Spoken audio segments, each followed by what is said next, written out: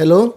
जावा के important questions की lecture series में आज हम देखेंगे सिंगलटन क्लास, जार फाइल और एक बहुत ही इंपॉर्टेंट डिफरेंस जो कि है फाइनल, फाइनली और फाइनलाइज के बारे में डेवलपर का।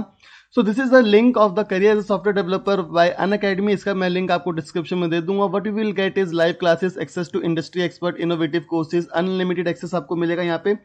सो देयर आर टॉप एजुकेटर्स जो कि कोड शेफ के 7 स्टार कोडर्स हैं, मेजर कंपनीज के अंदर काम करते हैं, जैसे कि अमेजन हो गया, गूगल हो गया। इन सब के जो डेवलपर्स हैं, कोडर्स हैं, वो आपको सिखाएंगे यहाँ पे।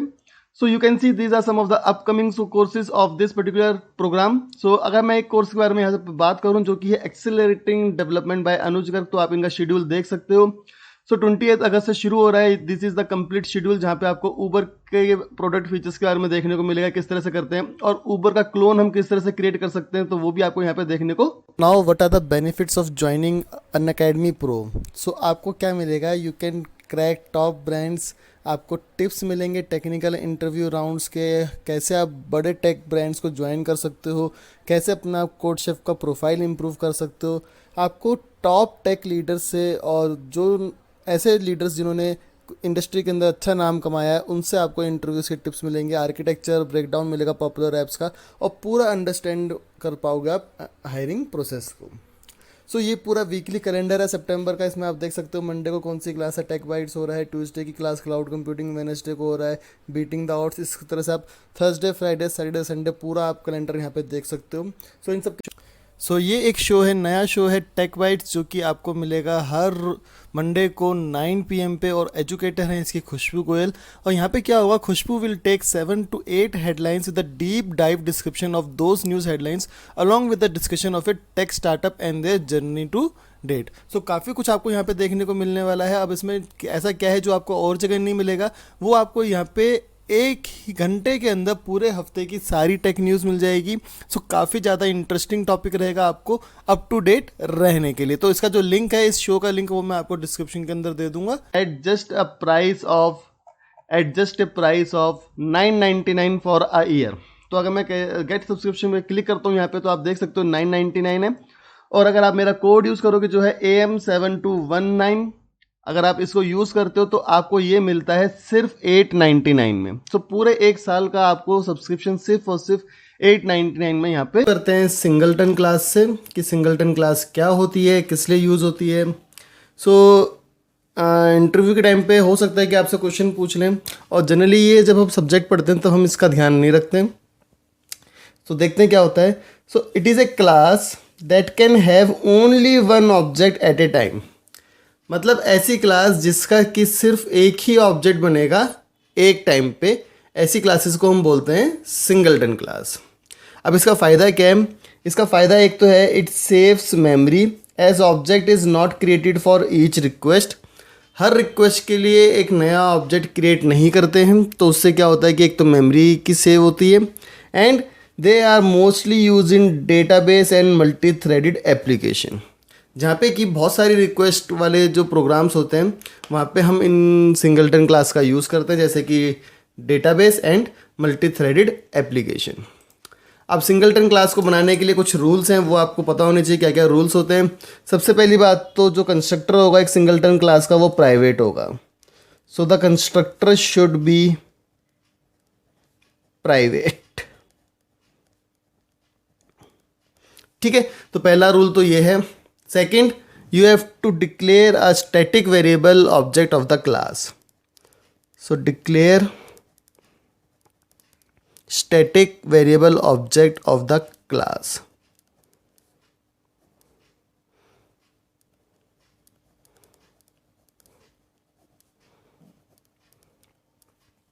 And third is declare static method to return the instance.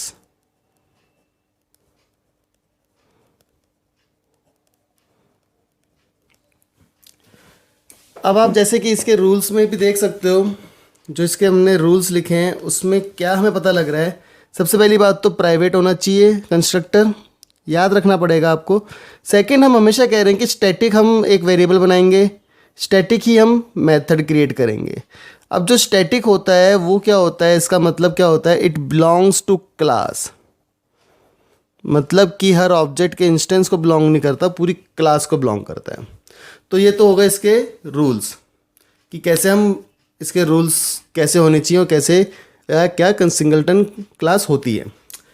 एक सिंपल सा एग्जांपल देख लेते हैं सिंगलटन क्लास का कैसे हम बनाएंगे। So let us create a class. एक मैंने बनाई क्लास पब्लिक क्लास ABC। तो ये मैंने क्लास क्रिएट की है। अब सबसे पहली बात मैं क्या बना रहा हूँ, मैं एक सिंगलटन क्लास का ऑब्जेक्ट क्रिएट करता हूँ यहाँ पे। अब देखो ऑब्जेक्ट क्रिएट के टाइम पे आपको देखना है कि हमें एक स्टैटिक ऑब्जेक्ट क्रिएट करना है and we will take it as private. So मैं लिखूँगा प्राइवेट, फाइनल लिख देता हूँ। देन स्टैटिक आपको लिखना है, ये इंपॉर्टेंट है स्टैटिक कीवर्ड।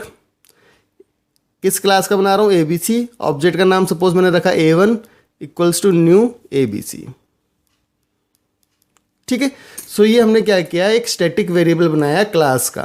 तो यहाँ पे इस प्रोग्राम में, इस लाइन में इस वक्त ये इंपॉर्टेंट है। So this is as per rule number 2। मैं लिख देता हूँ ताकि आपको याद रहे, ये रूल नंबर 2 है। So these are the rules. Then we have to create a constructor, और कंस्ट्रक्टर कैसा होगा, private. So private ABC। So this is the constructor. ठीक है। So this is as per rule number 3। यहाँ पे मैं लिख भी देता हूँ ये क्या है, private constructor. And finally we have to create what, a static method to return the instance. So मैं बनाता हूँ एक static method. So public static. अब स्टैटिक मेथड भी मैं क्लास टाइप का बना रहा हूँ। तो पब्लिक स्टैटिक ABC मतलब क्लास का इंस्टेंस रिटर्न करेगा, ये रिटर्न टाइप है यहाँ पे। देन लेट अस से मेथड का नाम रखते हैं get instance and we are returning the object. So return object क्या है, A1। ठीक है। So at this point this is rule number 3। So इस तरह से आप एक सिंगलटन क्लास बना सकते हैं जावा के अंदर। So this is about the singleton class. So next is the jar file. Jar file क्या होती है, इसको हम बेसिकली बोलते हैं Java archive. Now it is a package file typically use to aggregate many class files and other resources. मतलब अगर आपने एक प्रोग्राम क्रिएट किया है, उसके अंदर कुछ बहुत सारी फाइल्स हैं, पैकेजेस हैं, उसके अंदर कुछ रिसोर्सेज हैं जैसे कि इमेजेस हैं, तो उन सबको एक ही आर्काइव के अंदर स्टोर करते हैं, तो उसको हम बोलते हैं जार फाइल जावा के अंदर। सो जावा की जो जार फाइल है उसके अंदर कुछ इंपॉर्टेंट कमांड्स हैं, जैसे कि कैसे क्रिएट करेंगे जार फाइल और कैसे व्यू करेंगे। तो मैं आपको वो कमांड्स बता रहा हूँ ताकि आप एग्ज़ाम के अंदर उन कमांड्स को एक्सप्लेन करके अपने आंसर को और ज़्यादा अच्छे से एक्सप्लेन कर सको।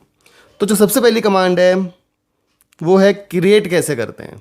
तो लेटेस्ट से हमें जब क्रिएट करना है, आपका जो पैकेज है वो C फोल्डर के अंदर कहीं पे है, तो हम C फोल्डर में जाएंगे कमांड प्रॉम्प्ट से, और उसके बाद आपको लिखना है जार कमांड। ठीक है। देन CF कमांड, जो आप अपना जार फाइल का नाम दे रहे हो, लेटेस्ट से मैं दे रहा हूँ abc.jar, एंड जिस पैकेज को आप जार फाइल के अंदर डालना चाह रहे हो उसका नाम सपोज मैं दे रहा हूँ पैक। तो यहाँ पे आप कुछ इंपॉर्टेंट पॉइंट्स हैं, वो क्या क्या है समझ लेते हैं। जार तो कमांड हो गई टू क्रिएट जार फाइल। अब यहाँ पे जो CF है, CF का मतलब होता है क्रिएट द फाइल। तो CF का मतलब क्या है, क्रिएट फाइल। एक ये ऑप्शन है जार कमांड की। Now abc.jar is the jar file name, and ये जो पैक है इसका मतलब क्या है, इनपुट फाइल्स या रिसोर्सेस। सो इनपुट फाइल्स या रिसोर्सेज। तो कैसे बनाना है आपको जार को, जार CF फाइल का नाम और जो रिसोर्सेज का फोल्डर है उसका नाम यहाँ पे देना है। तो ये हो गया पहला, किस तरह से हम जार फाइल को क्रिएट करते हैं। सेकंड, अब जार फाइल को कैसे हम रीड करेंगे। सो अगेन C फोल्डर के अंदर जाएंगे हम, देन जार। अब जो आपको लिखना है यहाँ पे CF की जगह आपको लिखना है TF, और किसको हमें व्यू करना है, सपोज abc.jar, सो abc.jar। ठीक है। सो अब देखो आपको इतना तो समझ में आ गया यहाँ पे कि जार जो है वो कमांड है जार फाइल की। यहाँ पे अब जो ये TF है इसका मतलब होता है table view of file contents, table view of file contents. तो अभी जो abc.jar है इसके अंदर जितनी भी फाइल्स होंगी उसको वो एक टेबल के तौर पे शो कर देगा। ठीक है। सो ये सेकंड कमांड हो गई। Then we can have this third command also. Third command है to extract the jar files. कैसे लिखेंगे, C ड्राइव के अंदर जाके जार, देन अब यहाँ पे आपको यूज़ करना है XF एंड abc.jar। तो यहाँ पे जो XF है इसका मतलब क्या है, एक्सट्रैक्ट फाइल्स। तो इसका मतलब है एक्सट्रैक्ट फाइल्स। ठीक है। सो जार का जो एक छोटा सा नोट लिखना था यहाँ पे इस क्वेश्चन में, तो वहाँ पे आप क्या बता सकते हो कि जार फाइल होती क्या है। एक आर्काइव फाइल है जिसके अंदर हम सारी क्लास फाइल्स और अदर रिसोर्सेज को सेव करते हैं। Then you can explain 3 basic commands of jar file. सबसे पहली है टू क्रिएट, सेकेंड है view, and third is extract. तो ये 3 आप एक्सप्लेन कर सकते हो with proper examples. So this is jar file. Now we will see what is the difference between these 3 terms, which is final, finally and finalize. So अब देखते हैं difference. Final क्या है, सबसे पहली बात आपको पता होना चाहिए कि कौन सी चीज़ क्या है। So final is a keyword, मैं पहले इससे शुरू कर रहा हूँ। Final is a block and finalize is a method. Now final is a keyword which is used with class, method and variable. Class के साथ भी यूज़ कर सकते हो, मेथड के साथ भी और वेरिएबल के साथ भी। अब देखो मैं लिख देता हूँ कि इसका यूज़ क्या है, फिर एक एग्जांपल देख लेंगे सिंपल सा। अगर आप फाइनल को यूज़ कर रहे हो क्लास के साथ, तो class can not be inherited. ये जो साइन है इसका मतलब है कैन नॉट बी इनहेरिटेड। ये छोटा छोटा आप लिख सकते हो यहाँ पे। अगर हम एक मेथड के साथ फाइनल को यूज़ कर रहे हैं, so it can not be over ridden. आप उस मेथड को ओवरराइड नहीं कर सकते। अगर हम एक वेरिएबल के साथ यूज़ कर रहे हैं फाइनल को, तो it can not be changed, उसकी वैल्यू चेंज नहीं हो सकती। ठीक है। तो फाइनल का यूज़ अगर क्लास के साथ कर रहे हो तो वो क्लास इनहेरिट नहीं हो सकती, मेथड के साथ कर रहे हो तो वो ओवरराइड नहीं हो सकती, वेरिएबल के साथ कर रहे हो तो वो उसकी वैल्यू को आप चेंज नहीं कर सकते। सो अगर हम एक सिंपल सा एग्जांपल लिखते हैं, लेट अस से इस तरह से, अगर मैं अपने प्रोग्राम में बनाता हूँ final int i is equals to 10 मैं लिख दिया, और नीचे कहीं मैं लिख रहा हूँ i is equals to i plus 10, तो ये जो कोड आपने लिखा है this will give an error. So this will give you error, compile time error ये आपको शो करेगा। ठीक है। तो ये तो हो गया फाइनल कीवर्ड के बारे में। अब देखते हैं फाइनली। फाइनली का जो यूज़ है वो होता है एक्सेप्शन हैंडलिंग के अंदर। अभी एक ब्लॉक है जो हमेशा एग्जीक्यूट होगा। So this is a block which executes always. So it executes always, हमेशा एग्जीक्यूट होगा, चाहे आपने एक्सेप्शन को हैंडल किया है नहीं किया है, या आपने एक्सेप्शन अकर नहीं ही हुई, तब भी ये वाला ब्लॉक एग्जीक्यूट होगा ही। सो होता कैसे है, सपोज ट्राई के अंदर आपने कुछ लिखा, आपने सिंपल सा लिखा int I is equals to 10, कोई एरर नहीं है। आपने कैच ब्लॉक लिखा, then you will write this finally, और आपने इसके अंदर system.out.println में कुछ ए प्रिंट करा दिया, लेट अस सपोज। तो ये वाला ब्लॉक हमेशा एग्जीक्यूट होगा irrespective of any situation, this block will gets executes always. So executes always. तो ये जो फाइनली है वो किस में यूज होता है? एक्सेप्शन हैंडलिंग के टाइम पे. Then the third is finalize, जिसमें बच्चे नॉर्मली गलती करते हैं, उनको नहीं पता होता कि फाइनलाइज मेथड क्या है, क्योंकि जावा का जो गार्बेज कलेक्शन है वो ऑटोमेटिक होता है, but finalize method is used in garbage collection. आप इसको याद कर लीजिए, गार्बेज कलेक्शन के टाइम पे हम फाइनलाइज मेथड का यूज़ करते हैं. करता है क्या ये? Before an object is garbage collected, ये उसकी प्रोसेसिंग करता है, cleanup. So cleanup processing is done by finalize method. ठीक है. सो अगर इसका एग्जांपल लिखते हैं हम सिंपल सा, सो कैसे लिखते हैं? पब्लिक वॉइड फाइनलाइज, आप एक मेथड बेसिकली आप ओवरराइड करोगे. ठीक है. इसके अंदर आप कुछ भी प्रिंट करा सकते हो. So this is how this finalize method works. So this is the difference between final, finally and finalize. Method overriding से, so it is a concept which is used in inheritance. सबसे पहले तो inheritance में use होता है. In this sub class has same method as declared in parent class. अब method overriding और overloading में एक डिफरेंस क्या है? मेथड ओवरराइडिंग में मेथड का नेम भी सेम होता है और मेथड का सिग्नेचर भी सेम होता है. सिग्नेचर का मतलब होता है data type, number of data type, parameters का डाटा टाइप और नंबर ऑफ पैरामीटर्स बिल्कुल एग्जैक्टली सेम होता है सब कुछ. एग्जांपल देखते हैं. सो लेट अस से मैंने एक क्लास बनाई, class parent.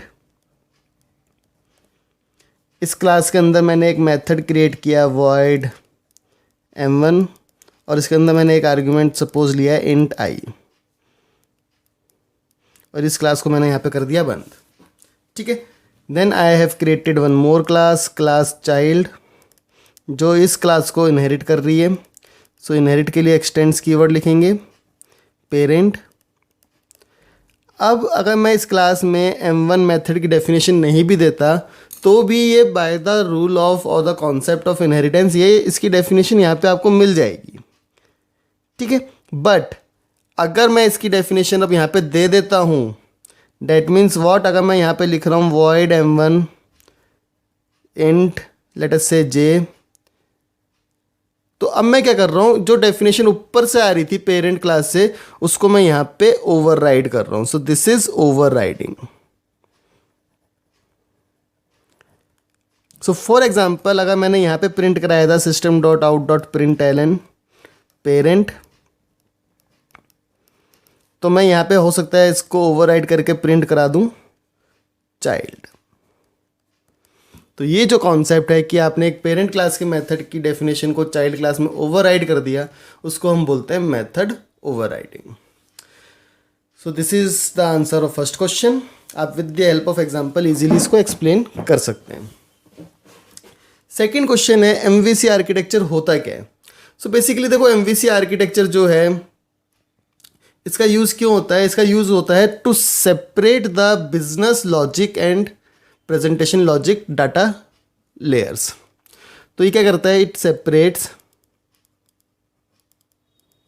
Basically business logic,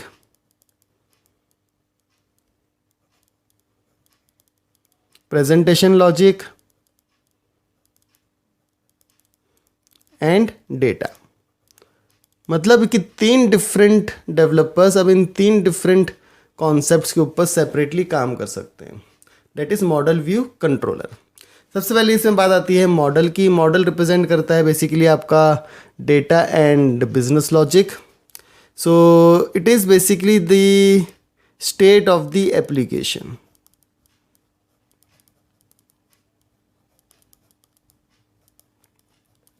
जो बिजनेस लॉजिक है और जो डेटा है वो हम इसके अंदर देखते हैं मॉडल के अंदर.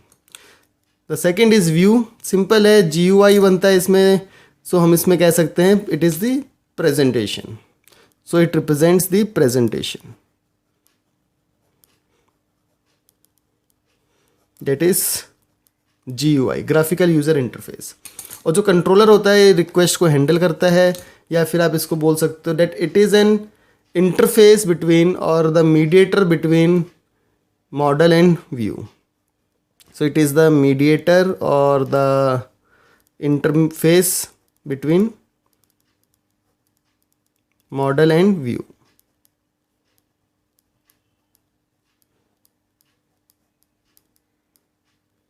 So जितनी भी रिक्वेस्ट होती हैं वो कौन हैंडल करता है? कंट्रोलर. सो इसका एक छोटा सा डायग्राम है किस तरह से काम करता है. सो वो देख सकते हैं हम यहाँ पे. सो लेट अस से दिस इज़ दी व्यू. अब देखो अगर हम JSP फाइल की कॉन्टेक्स्ट में बात करेंगे तो हम कह सकते हैं कि हो सकता है कि जो व्यू है it is an JSP page. एक JSP का फॉर्म हमने क्रिएट किया हुआ है जो यूज़र को दिख रहा है और यूज़र उसके अंदर कुछ कुछ वैल्यूज़ एंटर कर रहा है. Then the second is model. Model हो सकता है कि मैंने एक सर्वलेट के ऊपर कोड लिखा हुआ है या जावा बीन के ऊपर मैंने कोड लिखा हुआ है जो कि स्टेट ऑफ द एप्लीकेशन को रिप्रेजेंट कर रहा है. Then we have a controller.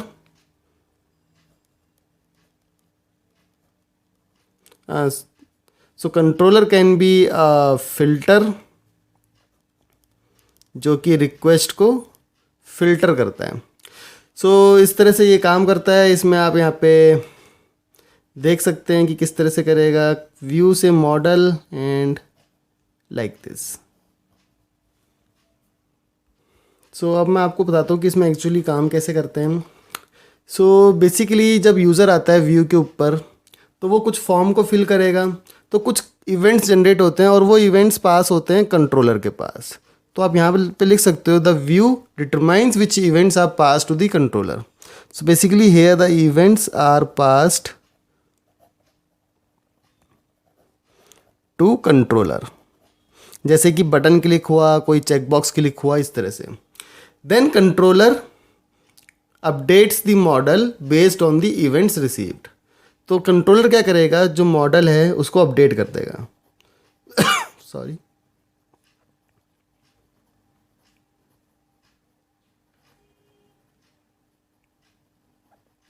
जैसे कि सपोज अगर यहाँ पे किसी यूज़र ने कहा था कि मुझे एक पर्टिकुलर यूज़र का इन्फॉर्मेशन चाहिए तो उसने उस यूज़र का नाम डाला, बटन क्लिक किया, यहाँ पे आई इन्फॉर्मेशन.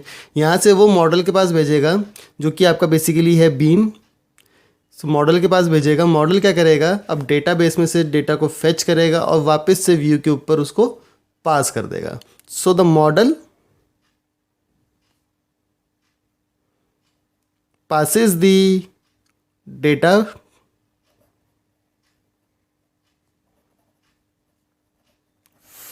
For rendering. डेटा को पास कर देगा ताकि जो यूज़र है उसको वो इन्फॉर्मेशन जो है वो डिस्प्ले हो सके. So this is the MVC architecture. अब इसके कुछ एडवांटेजेस हैं MVC आर्किटेक्चर के. बेसिकली दो डिफरेंट एडवांटेजेस हैं. सबसे पहली बात तो जो नेविगेशन कंट्रोल है वो सेंट्रलाइज्ड होता है. इसमें सेंट्रलाइज्ड नेविगेशन कंट्रोल.